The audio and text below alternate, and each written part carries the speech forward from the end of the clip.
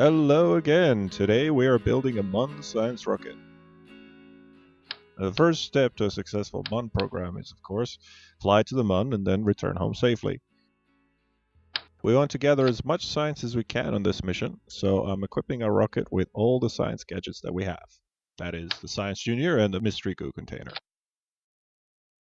Now we're not going to try to land on it just yet, we're just going to fly up to it, have a look, and then come back. We can then use the learnings from that mission to improve our tech, so that we can come back and land safely at a later time. Of course, we need to first escape our atmosphere, then we need to escape the immense gravity well that is our home planet. And then we need to do a few correctional burns to safely fly by the Mun. Now, fuel itself has mass, and so do the fuel tanks, and the tail fins, and the engines, and so on. Our rocket not only has to carry our equipment and our passengers, but it also has to carry itself and, of course, its fuel. The more fuel we have, the heavier our rocket's going to be, and the more fuel we're going to need to burn to perform the same maneuvers. So any mass that we carry that we don't actually need means we're going to be wasting fuel. The way to reduce mass is to throw it away as soon as we don't need it. Now, of course, the way to do that is to install decouplers. We burn up the fuel in the tanks and decouple them from our rocket. In fact, after we spent the fuel in the lower part of our rocket, we'll actually throw away the entire bottom half. This should leave us with a trim little rocket at the top that should be light enough and have enough fuel to make it to the Mun and back again. Of course, once we're re-entering the atmosphere, again, we'll throw away the last of the fuel tanks and, of course, the engine as well. And the only part that will come back is the command module and the science equipment. Now, I'm just going to refine this design a bit. I'm going to install the service bay. That's going to protect some of our equipment. And we can install the computer flight unit into it. This thing is going to give us our in-flight metrics, our accelerations, and our delta V's.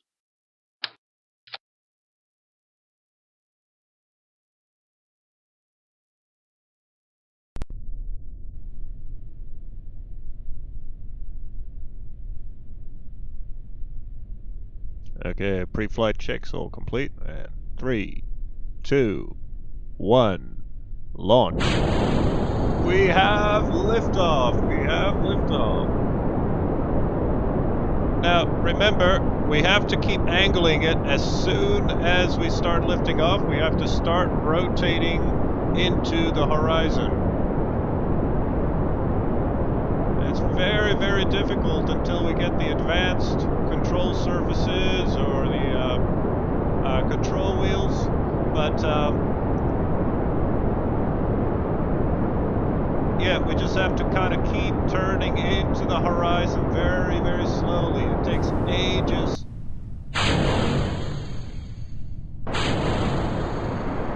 Ages to get this right, because you can save tons and tons and tons of fuel if you turn sooner. Now, of course, if you turn too soon, you may run out of fuel because you're going to be burning through the atmosphere on your way up.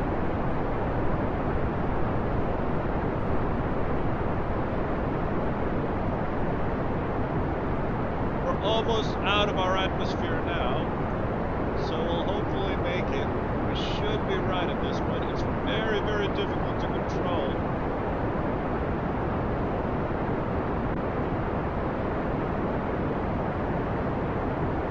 Now, I've had some trouble on the way up trying to keep it at zero bearing.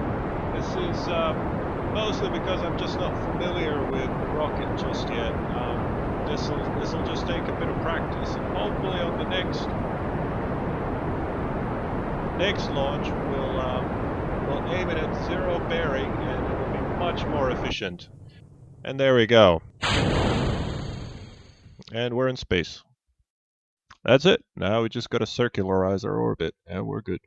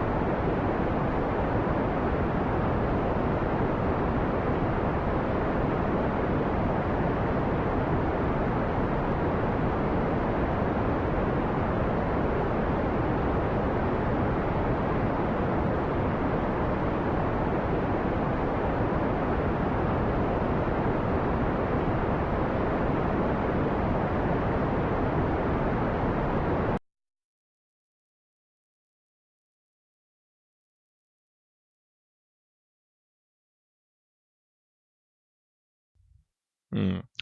Since we didn't manage to hit zero bearing, our orbit is at an angle to the Mun. So we're not gonna hit it unless if we can match our orbital planes with it. So first things first, we plan a maneuver node to match planes with it.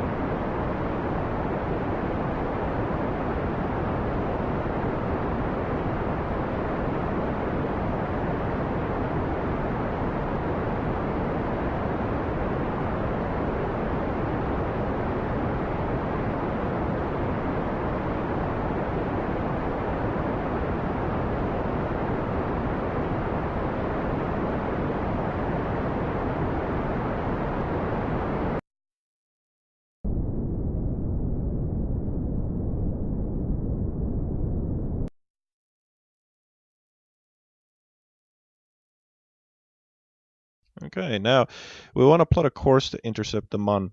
We want to get close enough so that its gravity will catch us.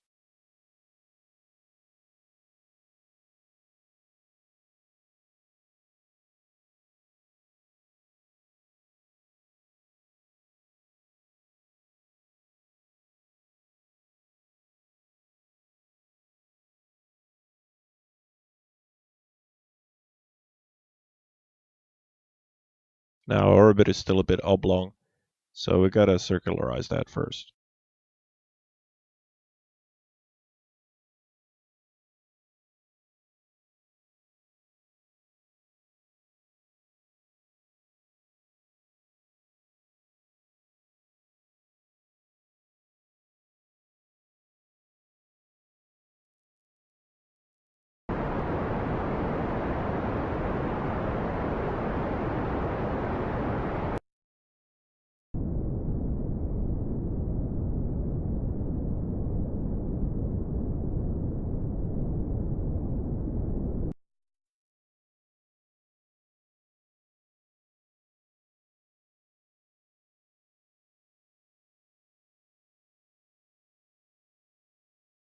And it looks like we don't have enough fuel to get there. We have enough fuel to give us a total of 712 meters per second, and we need about 756 to reach the Mun. Okay, so mission failed, right? Well, while we're out here, there's still science to be had. So let's gather some.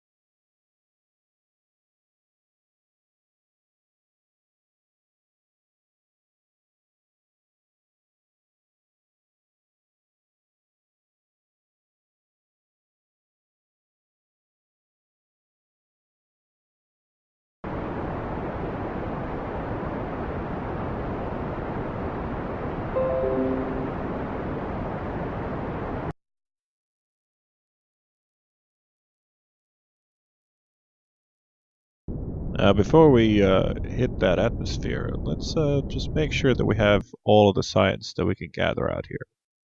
We have our Science Junior and Mystery Goo, but we also have our astronaut.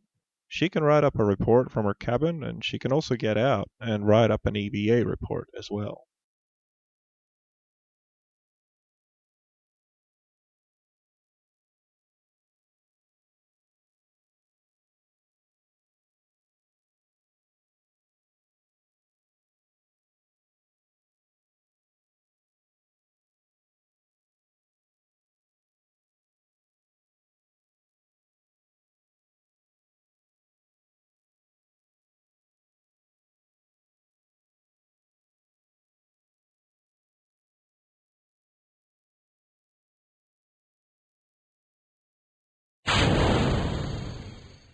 There goes the last of the dead weight, and now it's all about just waiting for us to hit that atmosphere.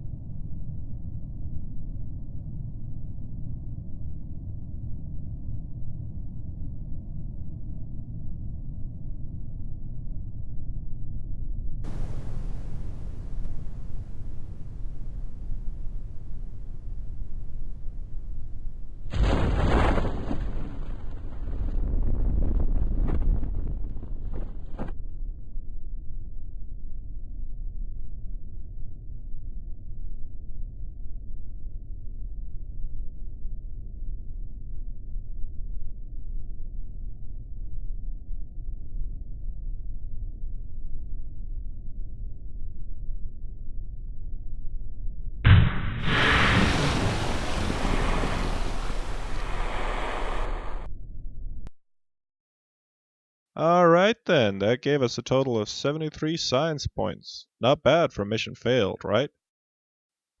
So we'll have to try for the Mun again next time. As always, thanks for watching.